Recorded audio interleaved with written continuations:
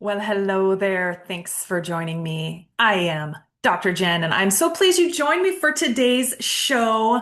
And we're doing a fun location because anything that's like out of North America, I just love looking at how they do things differently. It's really interesting.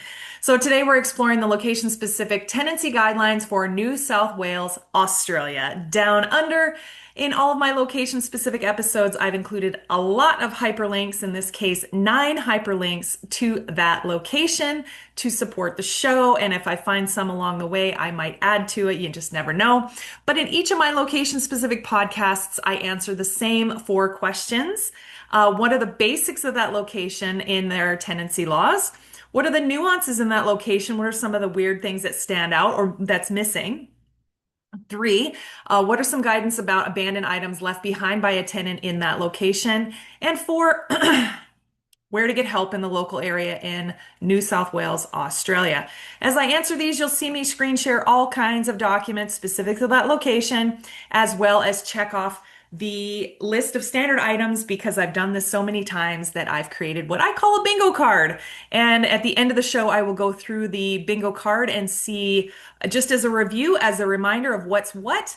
And we'll figure out what you need to research more, what there might be some confusing issues, and we'll go through sort of the end of all of this with the bingo card. But I must tell you that even if I get all of this right at the time of recording, you must do your own research. This is not all inclusive, and laws can and will change. So make sure that you are doing your own research, especially if you are a down under landlord providing rentals in New South Wales. Okay, here we go. Basics of the New South Wales, Australia Tenancy Act. Let me screen share. So if you're watching this on YouTube at My Life as a Landlord, this is the easiest way to digest some of these. So I've got 9 hyperlinks across the top. We're going to go through each one. And in this one, the first one, Parliament of New South Wales. This is going specifically to the Residential Tenancy Amendments Bill of 2024. And there is a bunch of PDFs, all kinds of different ones, text to the bill. This is actually the law, because remember, tenancy law is a law. So Residential Tenancy Amendment Bill, I'm just going to open this in a new tab and see what it looks like. Statement of public interest, that stamp and official. Oh, it looks like just the... Okay, so 3 reforms in this bill. Prohibiting renters and prospective renters being required to pay for a background check. Okay. Limiting rent increases to once every 12 months for all leases. Okay. And appointing a rental commissioner to the rental bond board.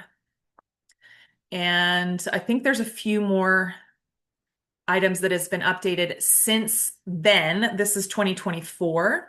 Let me go back. So this is the amendment. Okay.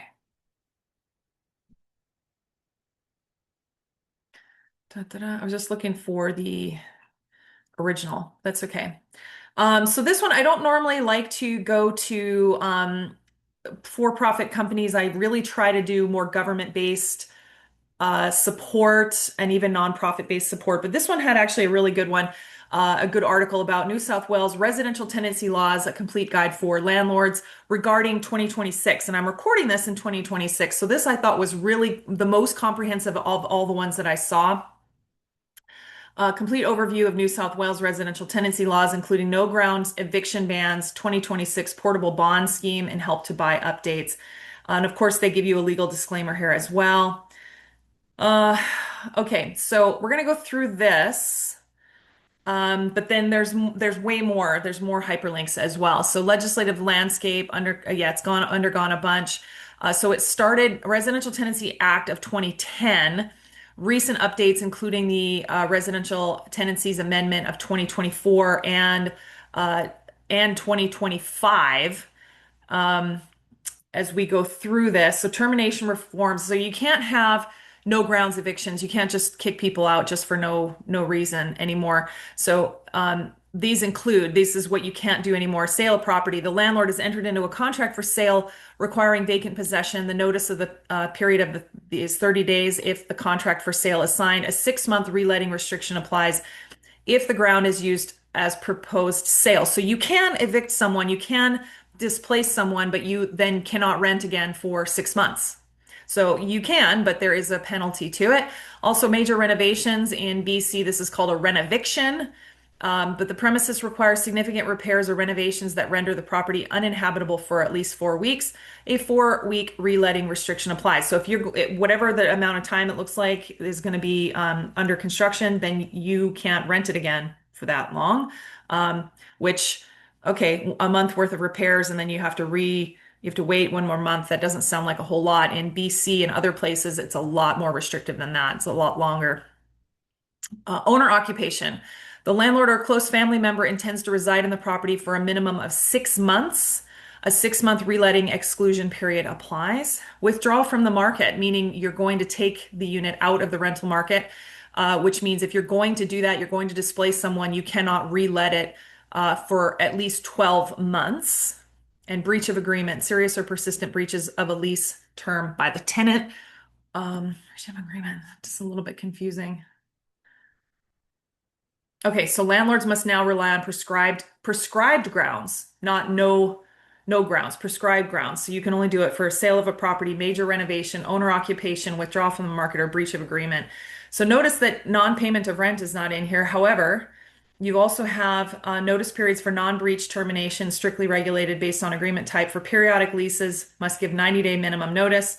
Fixed term leases less than 6 months, 60 days notice. Fixed term leases greater than 6 months, 90 days notice. And of course, they cannot end before the fixed term expires. Fiscal constraints, bonds and rent adjustments. So bond is their word for security deposit. That is also used in various places in North America, but that is what Australia coins as a security deposit. Financial management of New South Wales tenancies is governed by strict statutory limits designed to curb rent bidding and excessive entry costs. And to that end, rental bond cap, the maximum bond that can be requested is legally capped at 4 weeks rent, basically 1 month's rent, and applies to all residential tenancies regardless if it's weekly or if the property is furnished. Okay, pet bonds or additional security deposits are strictly prohibited. Okay. All bonds must be lodged with New South Wales Fair Trading via the Rental Bonds online portal. Basically, what you do is you go in and you actually take the funds that would normally be held by the landlord in North America somewhere, and you actually give the bonds to the government and they hold them, right? That's what that is, which is pretty interesting. Rent increase limitations effective of Halloween on 2024. Rent increases are restricted to once every 12 months for all tenancy types, including periodic and all fixed term agreements. Landlords must provide a minimum of 60 days written notice before any increase can take effect, and it must clearly state the new rent amount and the date for which it is payable. Professional compliance strategy. So this is operational standards that they're suggesting landlords do.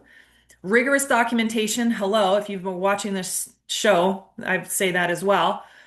Strategic lease renewal, absolutely. Capital expenditure planning, including major renovations, yep. And then early intervention.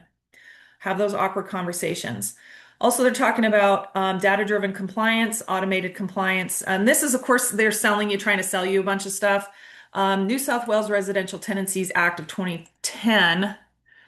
I'm actually going to open this up. I think I might, you know what, I am going to add this in because that was the original document of what I was trying to put in and ended up doing the 2024 amendment. And that's not quite what I wanted to do. Okay, so let's add that in. Name of the act, application of the act, premises, agreement, application.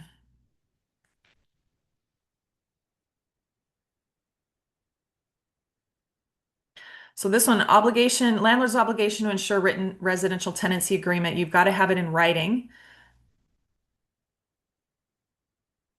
And it doesn't imply that the tenant has to do it. It's the landlord. And it says the standard residential tenancy agreement, standard form, variation of the standard form. And what's got to be in your lease agreement? fixed term agreements to continue as periodic agreements after the end of fixed term. So it's an automatic conversion. That's important.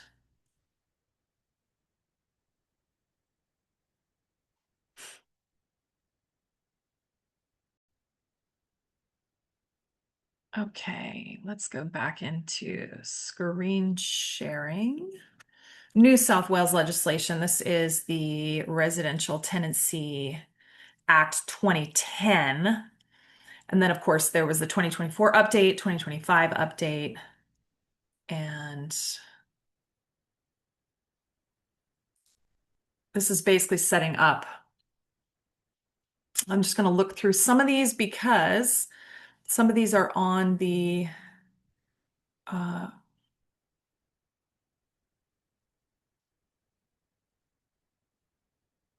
okay, what did we do here?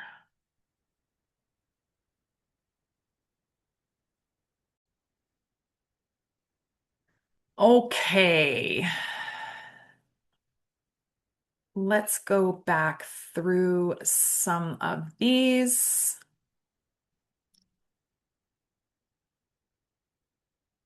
Prearrangement. Okay. Oh, and this is something interesting. If you've listened to any of the other location specific podcasts about Australia, they have something called a penalty unit.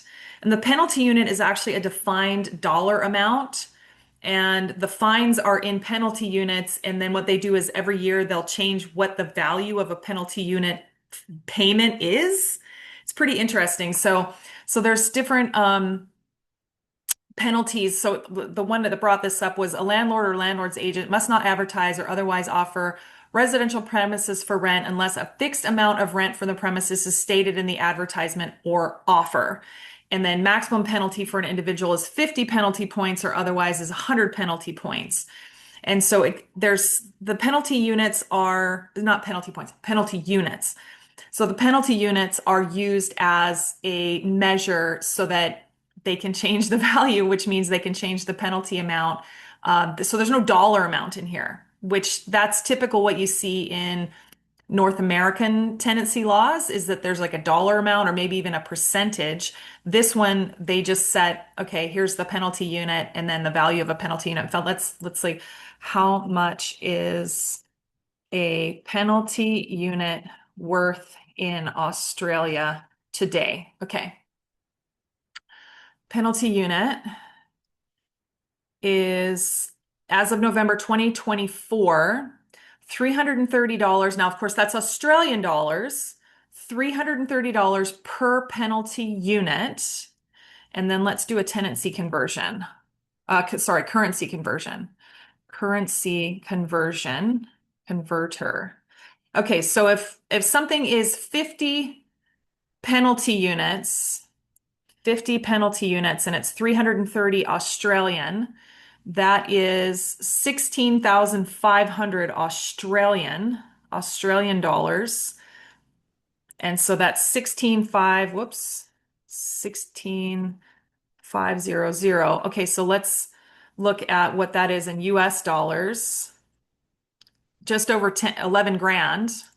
And then in Canadian, let's look at what that's in Canadian. It's almost on par, and that's typical. When we went down to Australia and New Zealand, they were almost identical as Canadian dollars. But that's how they work with the penalty units. It's kind of interesting how it all goes as their baseline for it. Okay, so that's something different. Limits on amounts payable by tenant before the agreement. A person must not require before the tenant enters into a residential tenancy agreement, a payment other than the following: a holding fee, which basically holds the unit for them, rent, a rental bond, or the amount for the fee, if any, payable for registration with the residential tenancy agreement under the Real Property Act. Maximum penalty is 20 penalty units. Yeah, you can charge for a background check. Oh, wait a minute. Without limit, a person must not require or receive from a tenant. Aha. You cannot charge for a background check. Gotcha. And a holding fee. What is a holding fee? A person must not require or receive from a tenant holding fee unless a tenant's application for tenancy from the residential tenancy a residential premises has been approved by the landlord and the fee does not exceed 1 week's of rent of the residential premises. And it's interesting because a lot of the Australian rent calculations is by week, even if it's paid every 4 weeks. You'll see that a lot. There's a lot of weekly stuff going on. Um, and the holding fee, that's interesting. Disputes about holding fees, disclosure information, false representations, don't do that. Names and addresses to be provided. Tenant is entitled to a copy of the residential tenancy agreement. Yep. And it just says that the landlord has to give the tenant a copy of the residential tenancy agreement as soon as practicable after it is signed. Condition reports, this is pretty standard. Condition report relating to the condition of the residential premises on a day specified in the report must be completed by or on behalf of the landlord before or when the residential agreement is given to the tenant for signing. The landlord or landlord's agent must, before or at the time the tenant signs, give the tenant 2 copies or 1 electronic copy of the completed condition report. Now, it doesn't say that the tenant has to be present for the condition report, but it's not a bad idea. But you want to make sure that you're understanding that there is an inspection in there somewhere. It's got to be written, right? Yeah. So the way they do it, as you say, the landlord goes through, and then you're going to see here, the tenant must complete and give 1 copy of the condition report to the landlord or landlord's agent not more than 7 days after taking possession. Basically, the landlord does it, and then the tenant will either do a separate one or agree to the same one within 7 days. Ideally, you would do it together, but if that's not practicable, that's fine. Okay, remedies, landlord's information statement.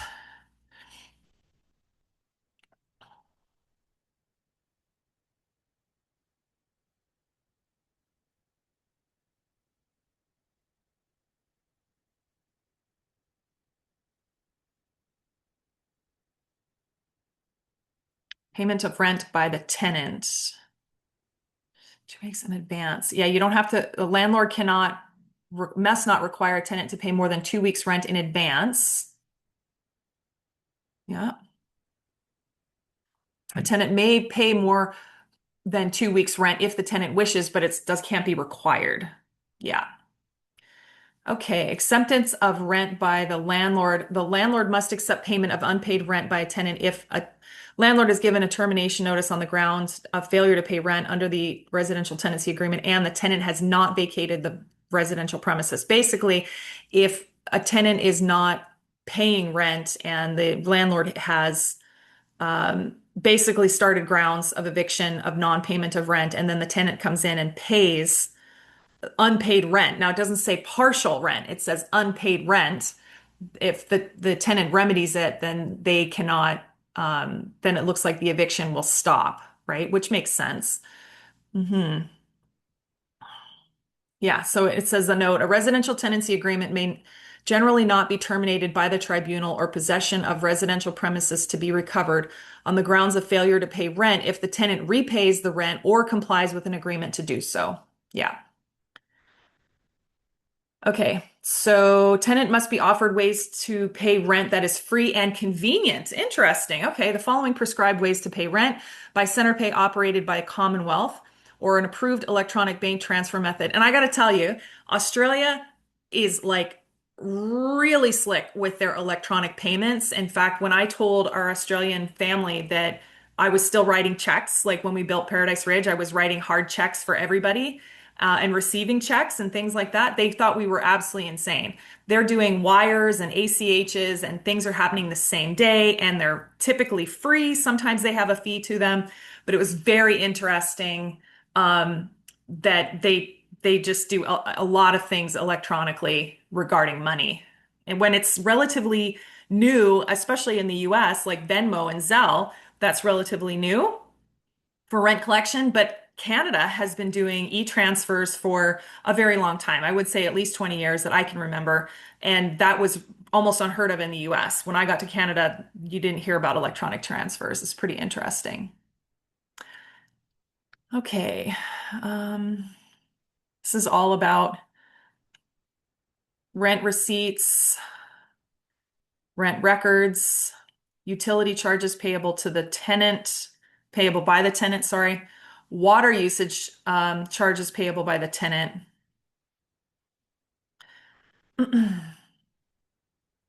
Basically, if there's a shared utility, and this goes for water and electricity and some of these, if there's a shared utility that the tenant has to pay a portion of it, the tenant or the landlord has to calculate it out and then show them the bill that it's their, say 50% of the water, let's just say. So they have to say, here's the water bill, it's $100, and you're supposed to pay 50%. So here's your bill for $50. Here's the whole thing. So a landlord just can't give them a bill without any source documents. Yeah, interesting. Okay, rent increases. Oh, what happened to my screen here? Rent increases. This is definitely on the bingo card. Rent payable may not be increased within 12 months after the start of tenancy and may not be increased more than once in any period of 12 months. And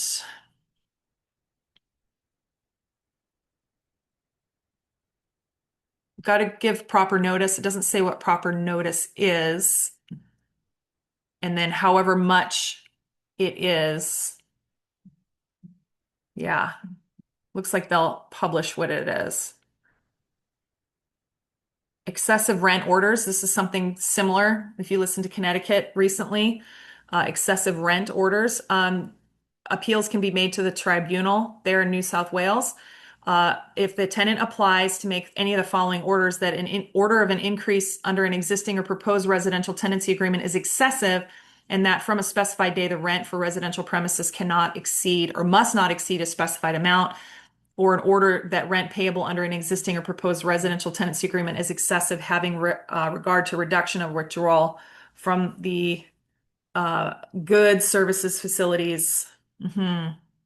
Timeline for excessive rent increase applications. An application for an order of a rent increase must be made within the period prescribed. Okay, so it doesn't actually say. Okay. But there is a remedy if you as the landlord just want to jack it up. So this is a note to investors. If investors take over a property and there's an existing lease in play and they go, well, the rent is $800, but market rent is $1,500, you can't just up it. You got to be careful when you're doing this kind of stuff. And this is becoming harder and harder for people who are coming in and taking over properties to just jack up the rent and make the property more cash flow. There is a human side to this as well, you guys. Like, come on. And now there's more places that are putting into um, place that have, excessive rent or higher rent. Basically, the tenant can appeal and say, you know what, that's actually not okay. Or there is, like in BC, a rent control where they say, you know what, you can only increase rent a certain amount. Like this year, I think it was 2.3% or 2.5%. I forget what it is, but they tell me how much I'm allowed to increase the rent. And then with proper notice, we have to do that, right? Okay. Tribunal orders. Um, Tenant's right to quiet enjoyment. These are standard lease items. If you've been a landlord for a bit, you've seen these. And I think what I'm going to do is oh, wait a minute. Landlord's right to enter residential premises. So this is access, landlord's right to access. Yeah, so a landlord can enter without giving notice to the tenant in an emergency, carry out urgent repair if they've made reasonable attempt to entry or you've given proper notice. Yeah, you've got to make sure that you've given proper notice. And then there's a growing number of locations that are mentioning more about personal possessions and taking photographs in a unit. So if somebody doesn't have any marketing pictures and they want to go in and take photos, and they're taking photos of the existing tenant's belonging, the departing tenant's belongings, including potential pictures of their family or people, that is really becoming a problem. You want to make sure that or recording, you want to make sure that you're being very respectful of that kind of thing, but you've got to make sure there is a reason that you're doing it and that you're very specific. And honestly, I try really hard while the unit is empty, we try super hard to always take new photos, whether we need them or not, when the unit is empty, even 10 minutes before the tenant arrives, the incoming tenant, just when it's empty.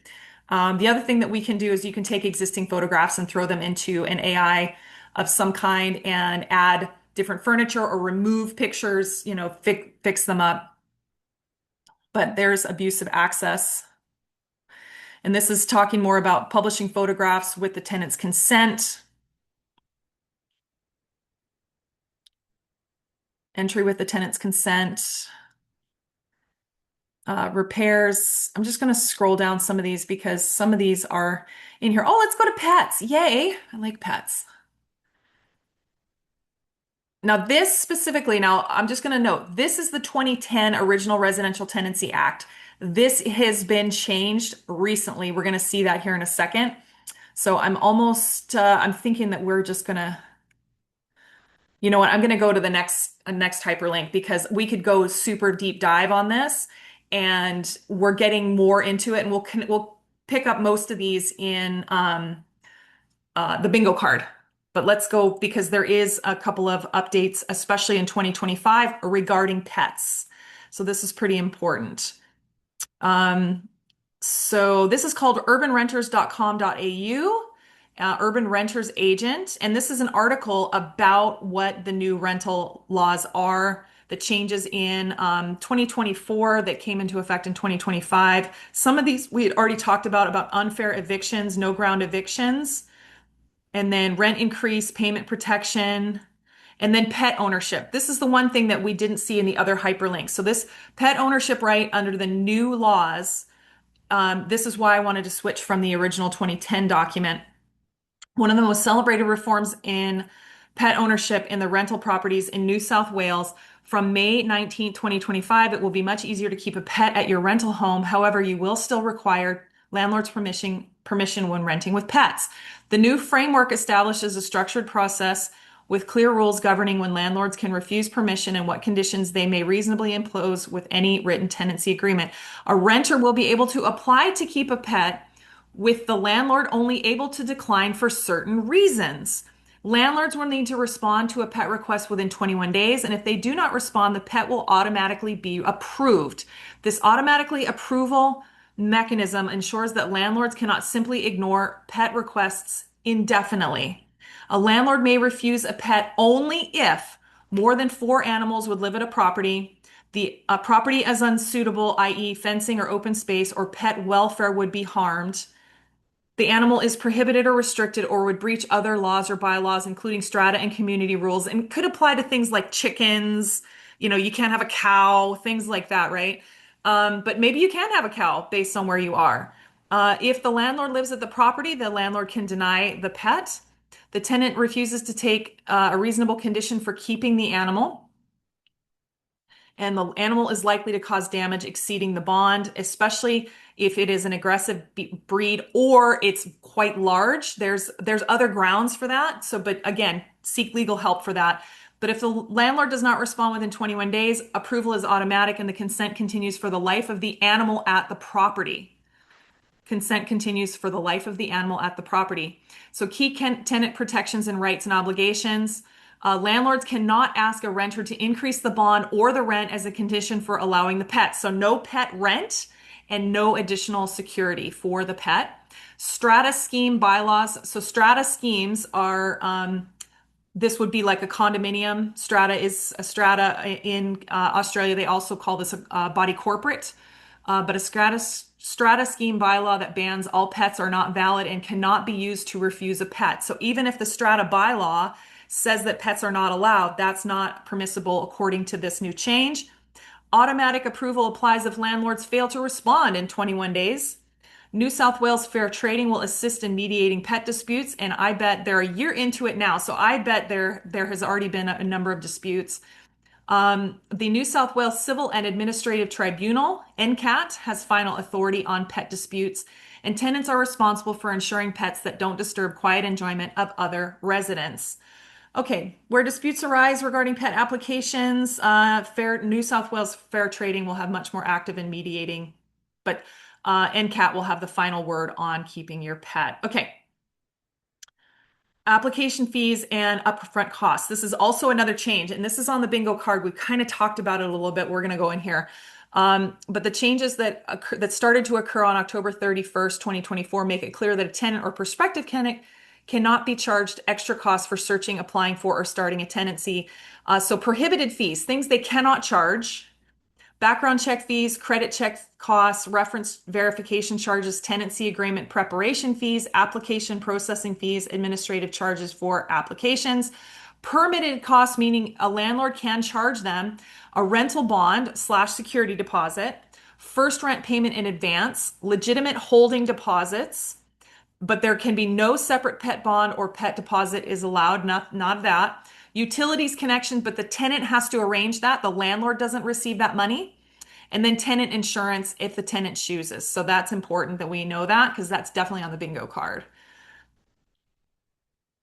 Okay, extended notice periods and termination protections revolving disputes. Reletting exclusion periods, which we actually have already gone through some of these: rental bonds protections, domestic violence protections. It's really sad that this is all part of it. And there's always like a safety aspect when you're providing housing, that if for whatever reason your housing is not safe for the tenant, that you have to let them out. It's really sad that that's the reality of what we're doing in this industry.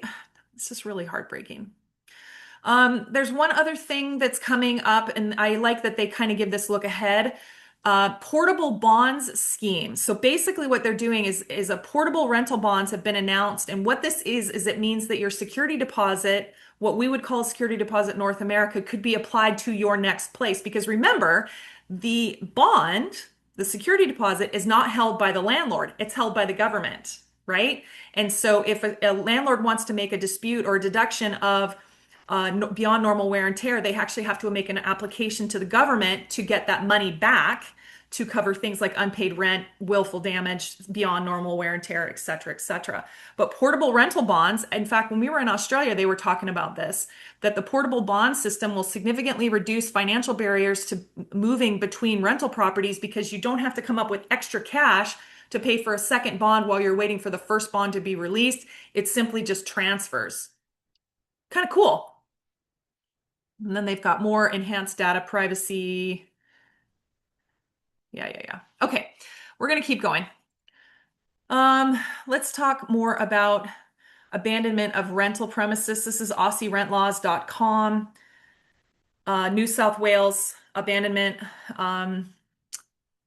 So when an abandonment occurs when a tenant clearly leaves the rented property and shows no intention to return. If you're renting in New South Wales, understanding what counts as abandonment, your rights about rent, bonds, personal properties, and steps to protect yourself can prevent loss and disputes. What counts as abandonment? A property may be treated as abandoned when the tenant has clearly vacated and taken actions of showing no intention to return, such as removing most belongings, failing to respond to reasonable contact attempts, leaving keys on the counter, a note telling the neighbors that they're gone, whatever. I mean, there's a lot of indications that it's actually been abandoned. Landlords must follow the law before changing locks or disposing of goods, and there are legal steps and timeframes that protect both the landlord and the tenant. So key indicators that landlords use: that the keys are returned or the locks were changed with no explanation. Rent has been unpaid for several consecutive periods with no contact. Move out belongings removed from the premises. A mail redirected, right? If mail's been forwarded to somewhere else and there's like a note in the mailbox. No response to reasonable attempts to contact the tenant. And if a landlord alleges abandonment, responding in evidence. You want to make sure, can a landlord enter if they think the property is abandoned? No, you still have to give proper notice to enter, and you can't dispose of belongings without notice or a tribunal order. So you can enter if you give proper notice according to the Residential Tenancies Act. Will I automatically lose my bond if the landlord claims abandonment? No, a tenant will not automatically lose their bond, but bond deductions may be justified. And of course, NCAT will just determine all of that.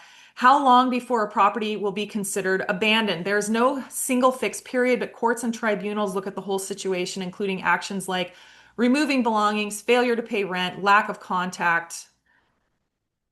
And there is a bunch of help and resources, help and support down here. So New South Wales Fair Trading, the NCAT rental bond refund. Like, I'm just going to click this.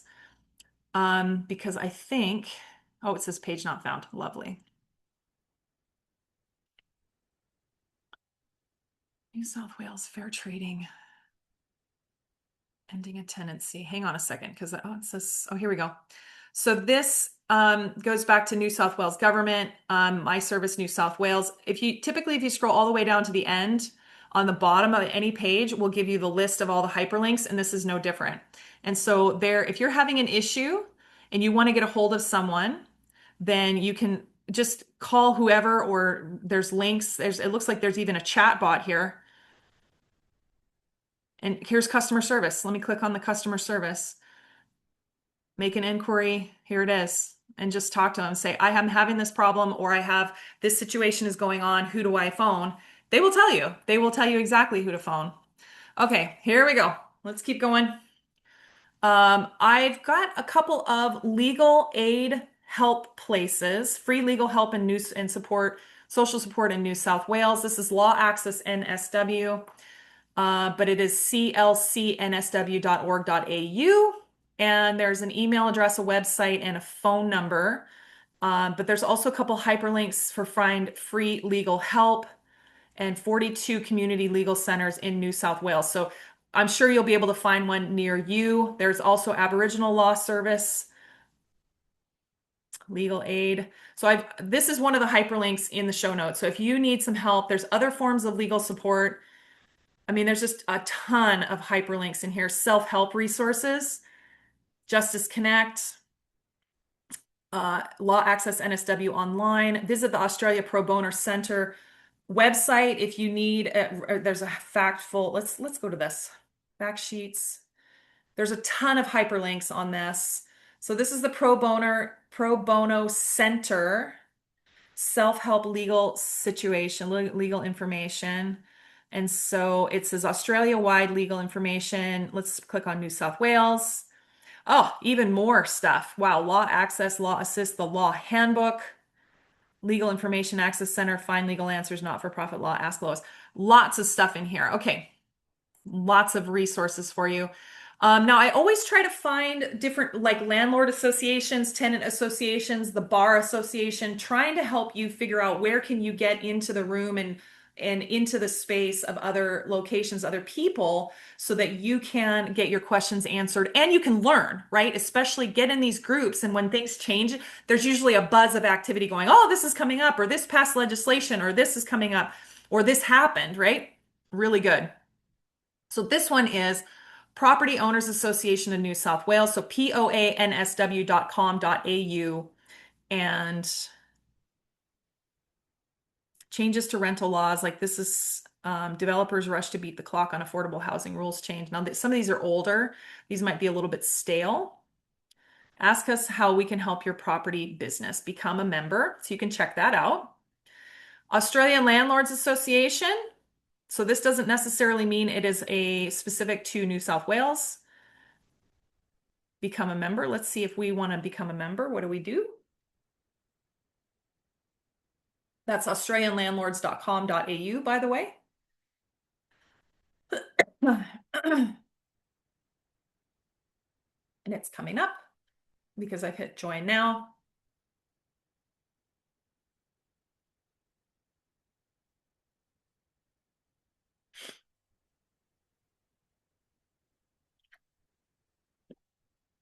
All right, it's taking too long. Oh, here we go. Membership registration, ALA membership, annual $175 Australian. Not bad. I actually was, I might join just because I'm curious and I'm a landlord nerd. Okay, then I've got in here Tenants Union of New South Wales. This is tenants.org.au. This is something that you might consider starting a tenancy, rent and bond, eviction. I mean, they've got all kinds of hyperlinks in here, postcode tracker, negotiation kit, bond fact sheet. Let's click on the bond fact sheet. So there's just tons and tons of stuff in here. What is a bond? How much can it be charged? How do I pay it? Super cool, like really cool. And then look at this, getting your bond back. There's a ton of YouTube videos at the bottom and they're quick. So that's good. Really, really well done. See how this one's way more user-friendly than the landlord one? So some of this, and it's the same information, it's just geared towards a different audience, but it's the same info. I like that kind of stuff. Yeah, because I'm a big nerd and I have a podcast about landlording. Who does that? Okay. NSW Bar Association. Now this is for these are for lawyers, solicitor, barristers, however you want to put it. But if you're looking for legal help, you could go here as well. Yeah. Okay, I'm going to stop sharing. That's been a lot of information. I'm going to stop sharing on this, and I'm going to go into the bingo card on all of this. Okay, tenant application fees are regulated. We've gone over this based on what can and cannot be charged, especially after the 2024 changes. Grace period for late rent without a penalty. There is no specified grace period for late rent. However, a landlord or agent cannot issue a termination notice for non-payment of rent until the tenant is more than 14 days behind with the rent. So it's not really a grace period. It's just sort of that's your time frame to kind of get your crap together. Can a late fee amount be charged? Landlords cannot charge a tenant administrative or late fees for failing to pay the rent on time. Practice is illegal even if the rent is in arrears, so you cannot charge a late fee. That's tough. Okay, bond method. Security deposit known as a rental bond is typically up to 4 weeks rent for most residential properties. The bond must be lodged with NSW Fair Trading, which holds it as security. And then lease wording, we've talked about that. Is an emergency contact required? However, no, it is common practice for tenancy agreement to request such information. We've talked about pets and pet animals, pet requirements. Landlords cannot unreasonably refuse a tenant's request to keep a pet. Pet deposits and pet rent are not regulated nor capped by law. However, we did see that you cannot ask for additional pet bond information. You can't ask for additional bonding for a pet. Landlord must provide the tenant with a signed copy of the lease agreement, residential tenancy agreement. Condition inspection reports. We've talked about the move in and move out with the landlord and then the tenant. Ideally, you do it together. Is there standard warning letters or wording? Legally required notice language is specified for various termination notices. However, there is not templates necessarily. How often can the rent be increased? Once per 12 months and only outside of fixed term leases. What is proper notice on a rent increase? A landlord must give a tenant at least 60 days written notice and it must specify the new rent amount. How much can the rent be increased? No rent control caps or maximum increase. However, a tenant can apply to the New South Wales Civil Administrative Tribunal, an NCAT, if they believe a rent increase is excessive. Renter's insurance is not required by law, but landlords can mandate that tenant take out renter's insurance. Abusive access is not specifically defined. However, the Act restricts rules for landlord entry with regarding possible reasonable notice to enter and reasonable grounds to enter. Is landlord retaliation defined?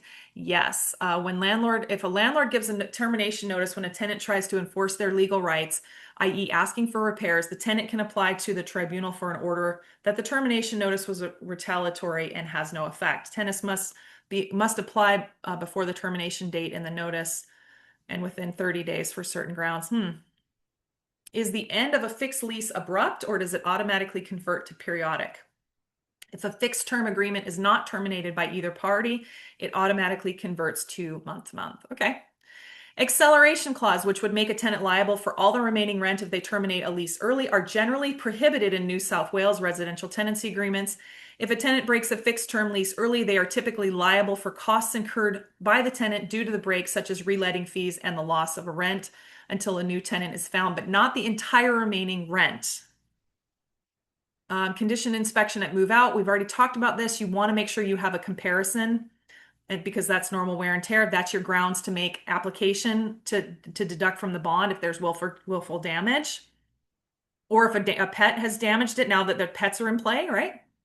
Landlord or agent has up to 14 days to accept a claim for the bond refund, right? Because a tenant is going to apply to get their bond refunded.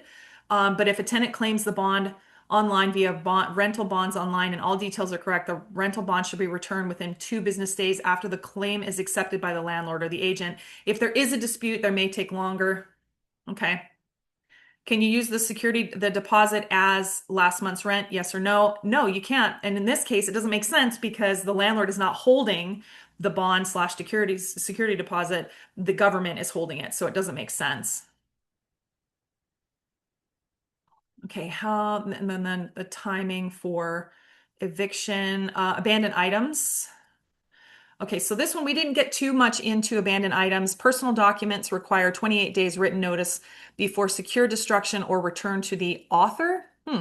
Other goods worth less than $1,000 require 14 days notice, either verbal or written. Goods worth between $1,000 and $20,000 require 28 days written notice before the disposal via public auction or private sale. Goods over $20,000 cannot be disposed of without a tribunal order.